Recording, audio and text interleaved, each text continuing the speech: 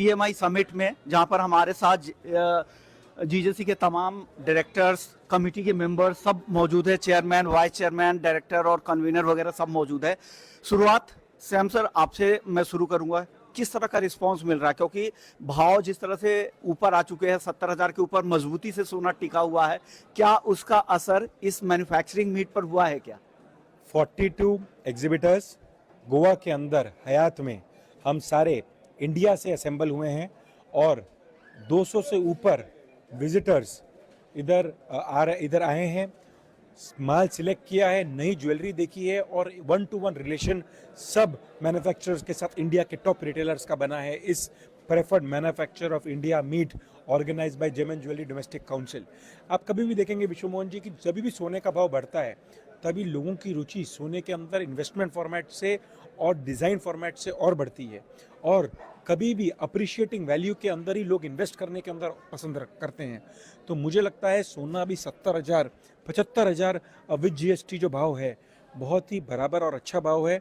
1,500 रुपये की मंदी भाव के अंदर आ सकती है, लेकिन वो टेम्पररी रहेगी। आने वाले 2 सालों के अंदर हमारे जितने दर्शकों हैं उनको 1 लाख का भाव दिखेगा। आज भी ये बाइंग करें गोल्ड के अंदर तो भी आने वाले 2 साल 3 साल के अंदर उनको कम से कम 12 से 14% रिटर्न्स हर साल मिलेंगे। तो आने वाले टाइम के अंदर गोल्ड इतना ही लुक्रेटिव रहेगा और मैन्युफैक्चरिंग जो सेक्टर है हमारा जेम एंड ज्वेलरी का वो आने वाले टाइम के अंदर 4 फोल्ड्स बढ़ेगा। जो मेड इन इंडिया का जो तरीके से आगे बढ़ रहा है, एक्सपोर्ट्स बढ़ेंगी। 40 बिलियन की जो एक्सपोर्ट्स है जिसके अंदर 5 to 6 billion he gold jewellery हो रही है, बाकी डायमंड्स हो रही है, वो आने वाले टाइम के अंदर 7 to 9 बिलियन डॉलर्स आने वाले टाइम के अंदर इंटरनेशनल मार्केट्स के अंदर होगी। और हमारे manufacturer international machinery, handmade handcraft jewellery बहुत जोर से अच्छी तरह काम कर रहे हैं, बहुत मेहनत से कर रहे हैं, इंटरनेशनल स्टैंडर्ड्स का माल बना रहे हैं और वही हमारे रिटेलर्स को दे रहे हैं। ओके मदन जी, किस तरह का यहाँ पे कारोबार हुआ है मैन्युफैक्चरिंग मीट में? अगर नंबर्स में अगर उसे क्वांटिफाई कुछ कर पाएं, कितना कारोबार हुआ होगा ये 3 दिनों के समिट में? इन 3 दिनों के समिट के अंदर करीब करीब 2 टन के आसपास कारोबार हुआ है। गोल्ड का, सिर्फ गोल्ड का या ओवरऑल? ओवरऑल गोल्ड, यहाँ पे गोल्ड ही है, मैक्सिमम गोल्ड है और कुछ डायमंड है। ओके। तो हम गोल्ड की बात कर रहे हैं तो यहाँ पे जो हमारा जो नेटवर्किंग जो गोवा में हुआ है और इतना भाव बढ़ने के बाद भी लोगों ने अपनी अपनी रुचि बताई है बिजनेस के अंदर, वो बहुत ही अपने आप में अद्भुत है। और ये मुझे ऐसा नहीं लग रहा है कि सोने का बिजनेस कभी कम होगा, ये हमेशा बढ़ता है रहेगा। और हिंदुस्तान जो है और हिंदुस्तान की जो लेडीज है, औरतें, वो सारे सोने से बहुत प्रेमी हैं। तो ये सोना जो हिंदुस्तान को जितना मजबूट करता है वो कोई चीज़ उसको मजबूत नहीं कर पाएगी। ओके, यानी गोल्ड जो लोगों की प्रेफरेंस है वो बनी रहेगी। और भाव इतना होने के बाद भी जो B2B जो ये पूरा समिट है इसमें काफ़ी अच्छी डील्स हुई है, इनको लग रहा है कि काफ़ी बड़े स्केल पर यहाँ पर कारोबार हुआ है। आप बताइए राजेश जी, क्या लग रहा है, किस तरह का रिस्पांस लोगों में है? भाव का कोई असर नहीं है, लोग फिर आगे आने वाले त्योहारी सीजन की तैयारी में जुटे हैं, होलसेलर मैन्युफैक्चरर्स? बिल्कुल Vishwa Mohan ji, all India gems and jewellery domestic council का ये प्रीफर्ड मैन्युफैक्चरर ऑफ इंडिया, ये जो प्रोग्राम है यूनिक प्रोग्राम है।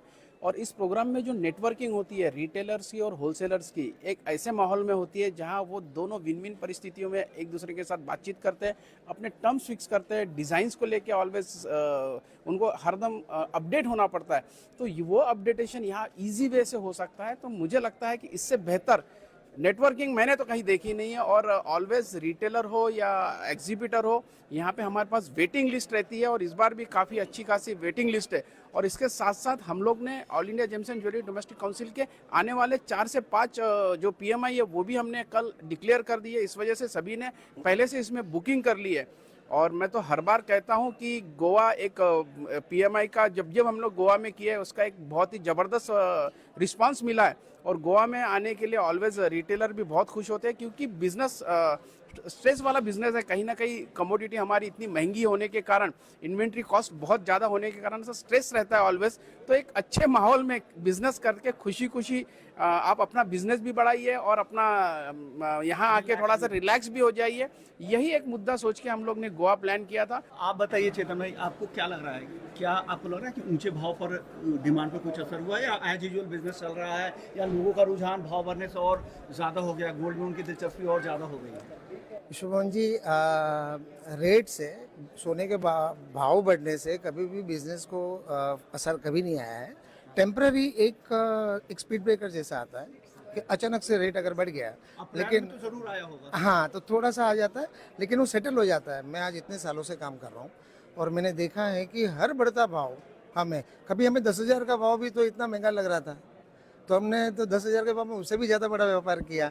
तो ये जो सफ़र है भाव बढ़ने की, आइए ये एक ऐसी सफ़र रही है कि विन विन सिचुएशन हमारे लिए भी बनती है, कस्टमरों के लिए भी बनती है कि उनकी इन्वेंट्री की कॉस्ट भी बढ़ जाती है। तो भाव बढ़ने से कंज्यूमर का भी फ़ायदा है और ज्वेलर्स का भी फ़ायदा है, और इससे बिजनेस बड़ा है, कभी घटा नहीं है। बिल्कुल, इससे भरोसा भी बढ़ता है। आइए कुछ स्टोर्स वगैरह का भी जायजा लेते हैं, किस तरह का रिस्पांस है, इससे पता लगेगा कि ग्राहकी किस तरह की हो रही है। तो आप यहाँ पर मैं आपको दिखा सकते हैं कि यहाँ की जो स्टोर्स है, ज़्यादातर स्टोर्स में ग्राहक यहाँ पर भरे हुए हैं। तमाम लोग कहते हैं कि ऊंचे भाव का यहाँ पर असर हो रहा है, लेकिन यहाँ पर ग्राहकी पर कोई असर नहीं हो रहा है। आप देख सकते हैं कि लगातार ग्राहक भी बैठे हुए और नए डील्स भी यहाँ पर हो रहे हैं। ये तो B2B का ये हाल है, तो रिटेल में आगे क्या होगा ये रिस्पॉन्स और फेस्टिवल सीजन के बाद पता लगेगा, लेकिन भाव का यहाँ पर कोई असर नहीं हुआ है, ये तमाम ज्वेलर्स भी कह रहे हैं और ऐसा स्टोर्स के जरिए भी देखने को मिला है। धीरे धीरे चलते हैं। सर, अब भाव को लेकर बताइए, लोगों के मन में आपने 1 लाख तक के टारगेट दे दिया, आपको क्या लग रहा है, क्यों 1 लाख रुपए सोना जा सकता है? देखिए, इस पर आप क्या कहेंगे? $2312 है, $2380, $2420 होके वापस भाव नीचे आया, लेकिन ये टेम्पररी फेज है।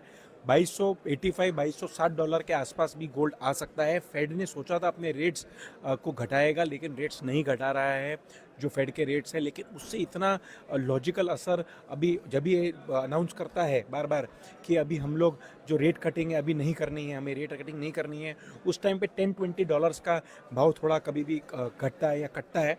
लेकिन गोल्ड के फंडामेंटल्स इतने स्ट्रांग हैं आज भी कि अगर ये हल्का सा घटता भी है तो भी इसके अंदर बाइंग बहुत अच्छी तरह आ जाती है, हेज फंड से आ जाती है, डोमेस्टिक बाइंग के अंदर आ जाती है, इंटरनेशनल बाइंग कंज्यूमर्स में आ जाती है। चाइना ने बाइंग अगर टेम्पररी स्टॉप की है, लेकिन वो ये भी समझ गया है कि डॉलर के सामने अगर वो गोल्ड खरीदेगा तो ही ज़्यादा सेटिस्फैक्शन में रहेगा और आगे जाके उसकी ग्रोथ रहेगी China as a yen, as a currency. तो वो सारे पैरामीटर, जियोपॉलिटिकल टेंशन्स अगर आज रुके भी हैं तो भी 58 कंट्रीज़ के अंदर जो इलेक्शंस थे, कुछ कंट्रीज़ में इलेक्शन हो गए, लेकिन यूएस का इलेक्शन आज इस साल के एंड में है और उस टाइम पे मैक्सिमम वॉलेटिलिटी रहती है। तो इस हिसाब से मुझे लगता है कि भाव इस साल के एंड में $2,500 to $2,600 के करीब रहेंगे और 78,000 to 80,000 जाएंगे। टेम्पररी नीचे गया तो भी उसमें कोई दिक्कत नहीं है, लेकिन आने वाले टाइम के अंदर ये भाव के अंदर अच्छी तेज़ी रहेगी, जिससे हर कंज्यूमर जो बाय करेगा उसको 10 से 12% के अंदर इन्वेस्टमेंट के अंदर बेनिफिट रहेगा। PMI के बारे में एक और चीज़ बताना चाहूँगा कि हमारे जो प्रेफर्ड मैन्युफैक्चरर मीट इंडिया की मीट है, इसके अंदर हम 200 कस्टमर्स को फ्लाइट की टिकट और स्टे दोनों देते हैं, जिसके वजह से एक लेजर और एक अच्छा माहौल बनता है यहाँ पर बाइंग का। ओके, लेकिन भाव को लेकर सैम कह रहे हैं कि उनको लगता है कि इस साल 78,000 से 80,000 रुपए तक भी सोना जा सकता है। वजह है कि जिस तरह से इलेक्शन है, यूएस के इलेक्शन है, इस समय में वॉलेटिलिटी बहुत ज़्यादा रहती है, अस्थिरता रहती है, तो भले ही आपको हो सकता है कि इस भाव पे आप सही सटीक खरीदारी ना कर पाए, हो सकता है थोड़ा और नीचे आ जाए, लेकिन ओवरऑल अगर आप देखें तो यहाँ से 10-12% दाम बढ़ने ही वाले हैं, ऐसा इनको लगता है। मदन जी, आपको भाव को लेकर क्या लग रहा है? लंबा अनुभव है, किस तरह की चाल यहाँ से दिख रही है आपको गोल्ड में? सोने का भाव तो हमेशा बढ़ते ही रहेगा, तो क्या इस भाव पे खरीदें? किसी भी भाव में खरीदना चाहिए। ओके, ये आप बताइए। एक छोटा सा, जैसे हम गाड़ी चलाते हैं ना, तो हम कभी कभी स्पीड में चलाते हो तो एक छोटा सा स्पीड ब्रेकर आ जाता है, जो हमारे वो स्पीड ब्रेकर एक बोलते हैं 10 सेकंड 15 सेकंड के लिए आ जाता है, तो वो आखिर सोना के भाव तो बढ़ने ही बढ़ने हैं। ओके, राजेश जी आप बताएं। बिल्कुल, हम तो हरदम सोने के भाव को लेके ऑलवेज बुलिश ही थे और आपने देखा होगा जो हम लोग ने टारगेट दिए वो पूरे हुए हैं। नो डाउट कभी कभी अगर $50-100 की अगर थोड़ी सी मंदी आ जाती है, इसका मतलब ये नहीं कि सोना भाव काफ़ी नीचे आएगा, ऐसा बिल्कुल नहीं होगा। और मुझे लगता है $2,400-$2,500 जाके अगर $2,300 कुछ डॉलर के आसपास अगर आज गोल्ड है तो ये कहूँगा this is a good opportunity, ये सही समय है खरीदने के लिए। हो सकता है और अगर मैं रुपीज़ में पकड़ूँ तो 1,000-2,000 का रेट नीचे आ जाए, लेकिन वो ऑलवेज डीप रेट कभी भी हाथ में पकड़ में आता नहीं है। तो रेट की तरफ न देखते हुए गोल्ड ने ऑलवेज सभी को मतलब माला माल किया है, तो ऑलवेज ख़रीदना चाहिए, मेरा यही सलाह रहता है। और रिटेल में भी हमारी जो इंडियन कम्युनिटी में इतना ज़्यादा गोल्ड के प्रति विश्वास बैठा है कि वो कभी भी रुपयों से या और किसी चीज़ में इन्वेस्ट करने से अच्छा वो ऑलवेज रुपयों को गोल्ड में इन्वेस्ट करते हैं। और ये एक खास बात केवल इंडिया में ही नहीं है, पूरे वर्ल्ड में हो गया। डी डॉलराइजेशन सब जगह हो रहा है। अब रशिया में जिस तरीके से प्रतिबंध लगे हैं, तो प्रतिबंध के कारण वो भी इंटरनेशनल करेंसी अगर गोल्ड को ही मानते हैं तो गोल्ड में ही वो लोग भी इन्वेस्ट कर रहे हैं। नो डाउट, जैसे कि चाइना ने अभी कुछ दिन के लिए खरीदारी बंद की, लेकिन फिर से खरीदारी शुरू कर देंगे तो एक नया फिर से टारगेट आपके सामने आ जाएगा गोल्ड में। और यूनिवर्सल मुझे लगता है बहुत सी चीज़ें हैं जो इम्पैक्ट करती है गोल्ड को। जियोपॉलिटिकल टेंशन ऑलवेज कहीं ना कहीं इसका एक पार्ट बना हुआ रहता ही है, और साथ ही इकोनॉमी भी काफ़ी इसमें मायना रखती है। तो सब तरफ से देखते हैं तो गोल्ड ऑलवेज बुलिश साइड ही रहता है। इसलिए हम तो ऑलवेज बताते भी आपके माध्यम से सभी दर्शकों को कि गोल्ड जो भी रेट है आपने ऑलवेज इसमें इन्वेस्ट करना चाहिए। आप चेतन भाई, अब ये दो एक्सपर्ट्स तो कह रहे हैं, तीनों एक्सपर्ट्स कह रहे हैं कि गोल्ड में यहाँ से और तेजी दिखती है। ये जो भी यहाँ पे गिरावट है एक खरीदारी का के लिए मौका है, क्या करना चाहिए आपके हिसाब से? क्या करें, अभी खरीदे या रुके थोड़ा? देखिए, सोना हर भाव में खरीदना चाहिए, क्योंकि हर भाव में खरीदा हुआ सोना कल उसको सस्ता लगने वाला है। सोने की चाल हमेशा ऐसी रहती है। अभी आपने बताया कि इंडिया में सेल्स बढ़ती क्यों है, सोने की इतनी रुचि क्यों है? क्योंकि जिसे आप ये जितने शोज आपने देखे, this is the premium show. आज तक के जितने भी शो, मैं वर्ल्ड वाइड शो करता हूँ, लेकिन जैसे this is the most premium show. मैं 14 साल से PMI का पार्टिसिपेंट हूँ। आज मैं साल 2 साल से मैं कन्वेनर भी हुई शो का। तो आज आप देखेंगे कि जिस लेवल की ज्वेलरी इंडिया पे बनती है और लोगों की जो रुचि ज्वेलरी के प्रति जो बढ़ी है, उसकी वजह है ये इंडिया के ऐसे टॉप मोस्ट मैन्युफैक्चरर्स की वो चीज़। देखिए, कभी मारुति बिकती थी, आज मर्सिडीज है उससे ज़्यादा बिकती है। तो पैसा इतना इम्पोर्टेंट नहीं है कि इतना महंगा है सोना। लोगों को चाहिए कि उसको ऐसी चीज़ मिले। लोग कोई भी भाव में कुछ भी खरीदने के लिए तैयार होते हैं, तो लोगों को चाहिए अच्छी चीज़, अच्छी डिज़ाइन। और हमारी इंडस्ट्री में, स्पेशली इंडिया में, हमारे अच्छे से अच्छे मैन्युफैक्चरर जिन्होंने लाजवाब डिज़ाइनें बनाते हैं, तो लोगों की रुचि भी ज्वेलरी में बहुत बड़ी है। तो आप सोने के भाव की बात करते हैं तो वो इंटरनेशनल मार्केट चलाते हैं, लेकिन मैं तो कहूँगा अगर इंडिया के बारे में, तो डेफिनेटली ये डिज़ाइनिंग की दुनिया है। और यहाँ से न केवल हम डोमेस्टिक बेचते हैं, हम वर्ल्ड वाइड यहाँ से एक्सपोर्ट करते हैं। ओके, यानी यहाँ से जो डिजाइन और यूनिकनेस जो है इस मार्केट की, वो इस मार्केट को आगे लेकर जाएगी और उसका फायदा यहाँ पर मिलने वाला है। अब चांदी की बात करते हैं। चांदी भी काफी चर्चा में है। क्या लग रहा है सैम जी, आपको चांदी की चाल यहाँ से किस तरफ जाती दिख रही है, किस तरह की तेजी दिख रही है और क्यों? देखिए, चांदी अभी थोड़ा सा घटा है, लेकिन चांदी के अंदर जो पहले जो गोल्ड और सिल्वर दोनों एक दूसरे के साथ ही आगे फोर्स में जाते थे। गोल्ड जिस स्पीड से आगे बढ़ा है उस स्पीड से चांदी आगे नहीं गई है। जो भाव अभी नीचे आए हैं, $30 के आसपास आए हैं। अगर चांदी का आप देखेंगे 2011 में $49 हुआ था चांदी, और अभी अगर ये थोड़ा सा भाव घटा है, जो जैसे कि अंदर जियोपॉलिटिकल टेंशन थोड़ी सी ईज अभी हुई है, थोड़ा सा मान लो रुपी वीक हुआ, लेकिन आज डी डॉलराइजेशन के अंदर भी लोग अभी फिर भी डॉलर के अंदर थोड़ा भरोसा अभी भी रख रहे हैं। इस हिसाब से थोड़ा सा चांदी जिस स्पीड से वापस अभी 90,000 तक पहुंचा है, वापस 93-94 तक जाना चाहिए था। लेकिन ये टेम्पररी फेज है 15 जुलाई के आसपास, जहां तक थोड़ा सा चांदी प्रेशर में रहेगा। लेकिन आने वाला साल का जो अंत है उसके अंदर चांदी की जो स्पीड है वो वापस आपको बरकरार होते हुए दिखेगी। साल का एंड आपको 1,20,000 के आसपास तक का चांदी का दिखेगा, और अगले साल एंड जो है 2025 का वो 1.5 लाख के आसपास चांदी दिख सकती है आपको।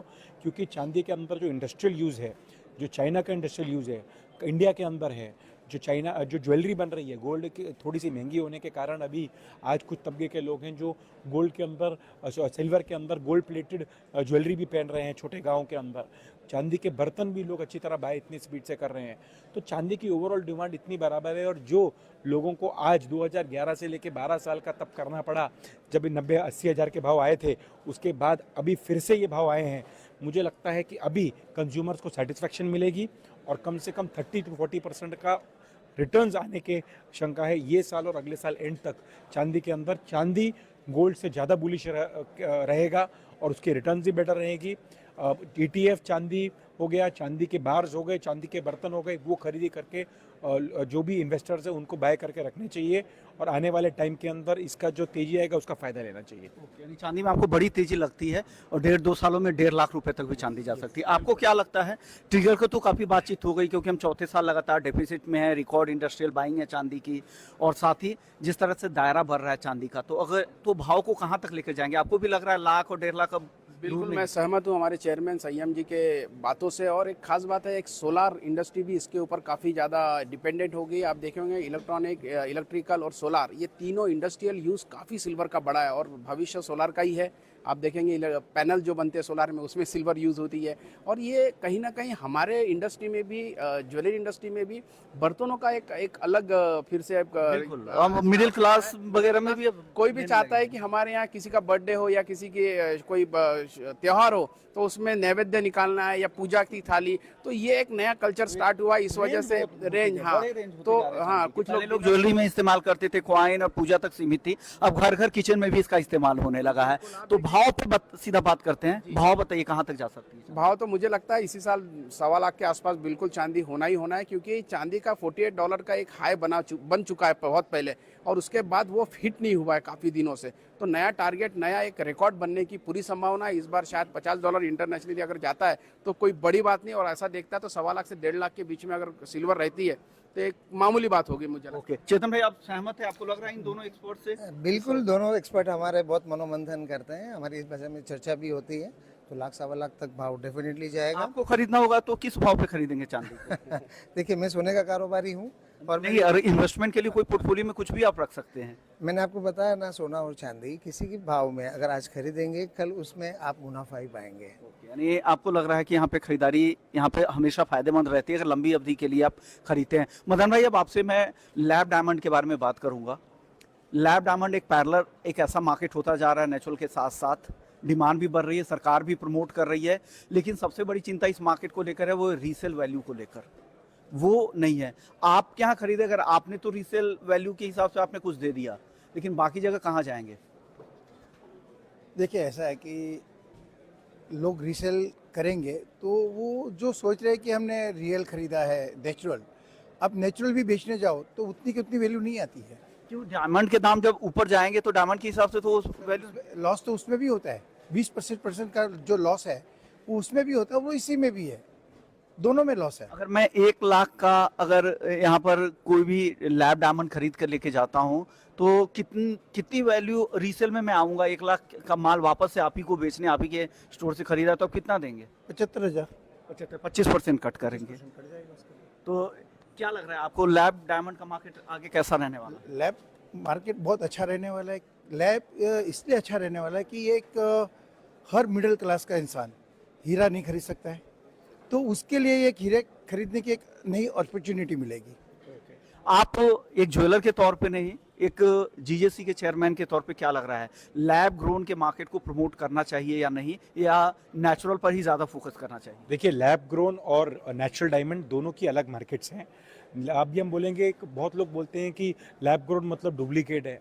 आज ये टेस्ट ट्यूब बेबी की तरह है, वो भी रियल है और रियल बेबी भी रियल है, तो ऐसा कुछ है नहीं इसके अंदर। दूसरी बात, आज अगर 100 रुपीज़ का आपको नेचुरल डायमंड मिलता है तो लैब ग्रोन आपको मिल रहा है 3 रुपीज़ के अंदर। दूसरी बात कि आज अगर रीसेल वैल्यू है, रीसेल वैल्यू जिससे बाय करो उसके ऊपर डिपेंडेंट है। जिस रिटेल स्टोर के अंदर आप जाके अपना लैब ग्रोन डायमंड खरीदेंगे, अगर उसने 100 रुपये का माल बेचा है और वो आपकी बायबैक देता है, कोई 15%, कोई 20%, कोई 10%, उसके ऊपर डिपेंड करता है कि उस किस आदमी से आपने रिटेल स्टोर से खरीदा है। दूसरी बात, नेचुरल डायमंड के अंदर भी अगर आप बाय करेंगे ना, उसके अंदर भी किससे आपने खरीदा है वो बायबैक डिपेंड करता है उसके ऊपर। तो मुझे लगता है दोनों कोई पैरेलल मार्केट है।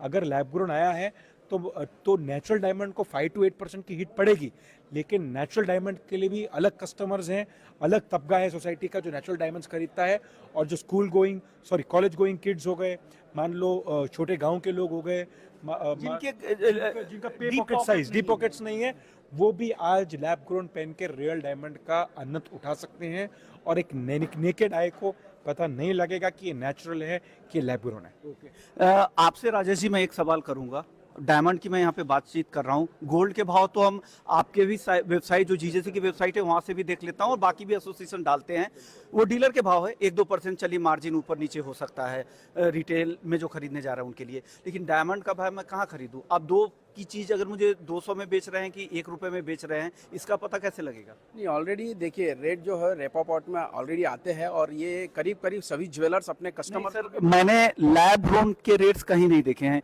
ये तो आप अपने हिसाब से तय कर पाएंगे। हाँ, मैं लैब ग्रोन का तो वैसे ही काफ़ी डिस्काउंटेड चल रहा है। और आपने एक सवाल इसके पहले जो किया था कि दोनों का मार्केट के ऊपर अलग की ये आने वजह से क्या होगा, मैं ये कहूँगा कि नेचुरल डायमंड और प्रीमियम हो गया, नेचुरल डायमंड का एक अलग मार्केट रेडी हो गया। और ये जो डायमंड जो आप लैब ग्रोन की बात कर रहे हैं उसका एक नया क्लाइंटल जो जिसके पॉकेट में नहीं बैठता था वो सब हमारे पास नए फ्रंट और दिखाने के लिए तो ठीक है, लेकिन यहाँ पर इन्वेस्टमेंट वैल्यू नहीं है जो गोल्ड और सिल्वर के अंदर मिलती है, ये आप मानते हैं नहीं लैब? नहीं नहीं, ऐसा नहीं है। इन्वेस्टमेंट देखिए, हर चीज को इन्वेस्टमेंट से ही नहीं देखा जाता, कुछ यूज के लिए भी होती है। अगर हर चीज को इन्वेस्टमेंट देखा जाए तो कोई यूज नहीं कर पाएगा, क्योंकि अगर आज एक कैरेट का डायमंड अगर मैं ले रहा हूँ 5 लाख रुपए का आ रहा है और मुझे यहाँ 40,000 में या 30,000 में मिल रहा है, तो मैं तो चाहूंगा कि मैं आज शौक मेरा पूरा करूं। तो हर एक का एक अलग अलग मार्केट है। जिस तरीके से सोने का मार्केट और चांदी का अलग अलग है। आप देखते होंगे कि कई जगह सोने का आज वैल्यू अगर 75,000 है, वही कुछ चीज़ें लोग सिल्वर में पसंद कर लेते हैं, क्योंकि उस पर एक तरह से कोटिंग करके लिया जाता है क्योंकि कॉस्ट इफेक्टिव आ जाए।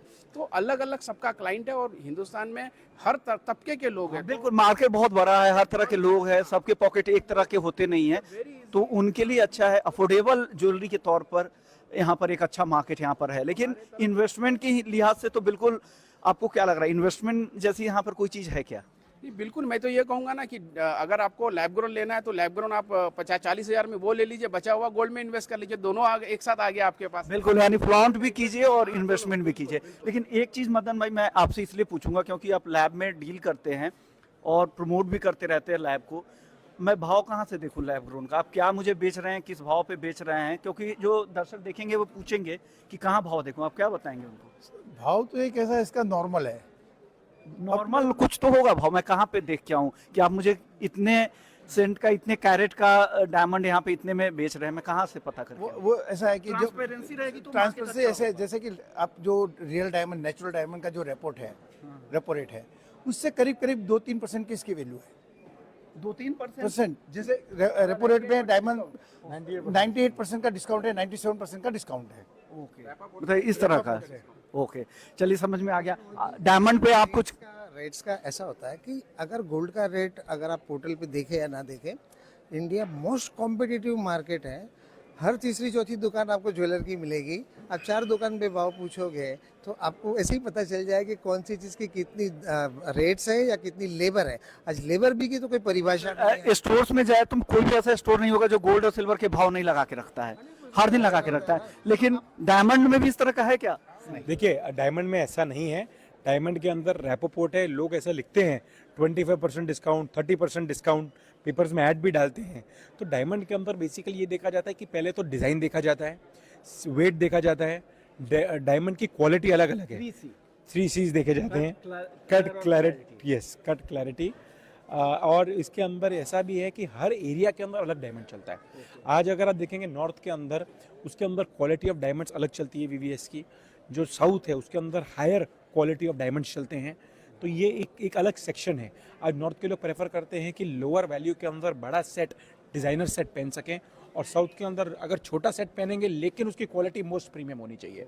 और लैब ग्रोन के अंदर बात करूंगा कि लैब ग्रोन के अंदर इसे जैसे बताया मदन भाई ने, अगर 100% रेपोपोर्ट है और उसके अंदर 5% डिस्काउंट पर रियल डायमंड मिल रहा है तो 95 to 98% के अंदर डिस्काउंट में आपको मिलता है। मैन्युफैक्चरर टू रिटेलर आपको मिलेगा लैब ग्रोन। रिटेलर उसके बाद अपना जो प्राइस पॉइंट लगाएगा। लेकिन मैं आपको फिर से कहना चाहूँगा, दर्शकों को ये भी कहना चाहूँगा कि जितने भी बाइंग करेंगे आप लैब ग्रोन से, उसकी गारंटी अपने रिटेलर से ले बायबैक की।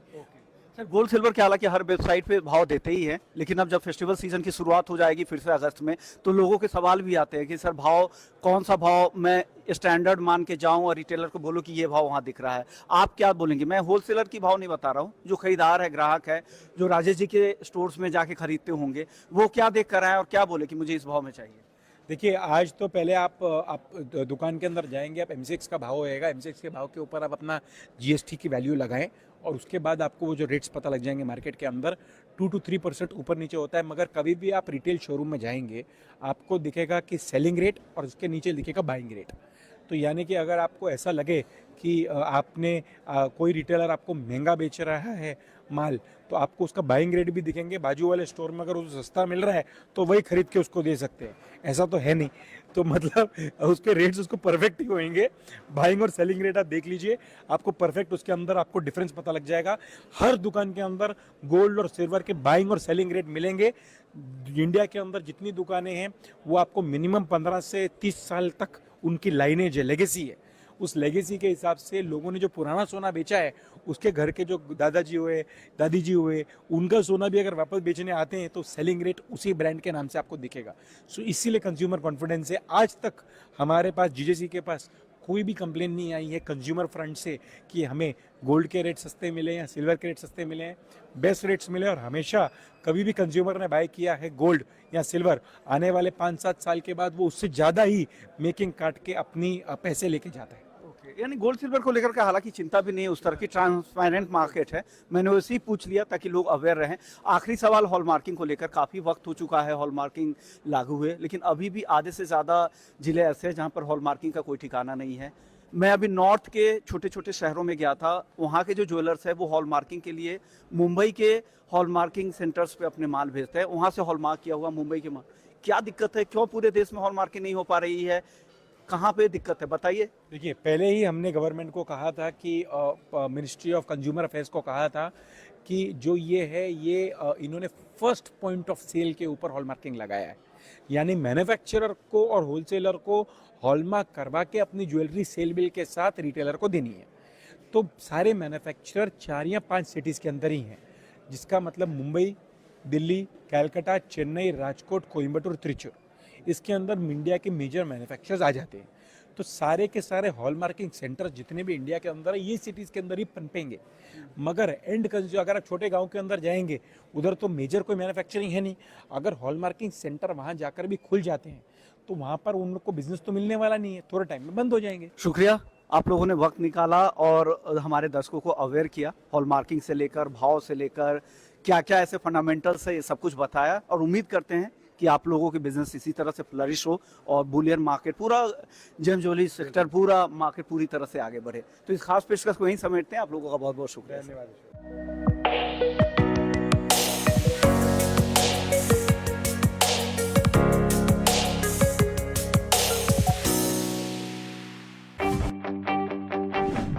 स्टॉक मार्केट में पोर्टफोलियो बनाना हो सकता है मुश्किलों से भरा,